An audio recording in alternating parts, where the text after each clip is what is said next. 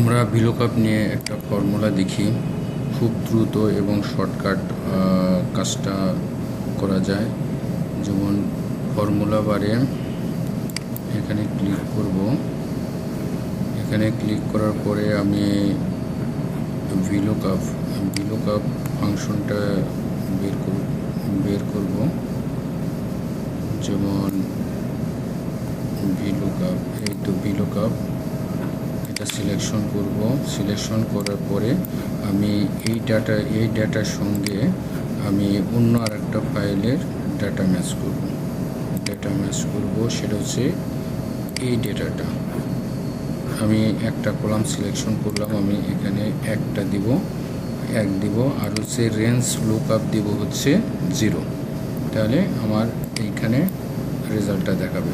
যেমন এই কোডটা এখানে শো করতেছে, ওই ফাইল থেকে আমি নিয়েছি। এটা যেটা ম্যাচ করবে এটা এখানে সব দেখাবে, যেটা ম্যাচ করবে না সেটা এরকম আসবে। Thank you.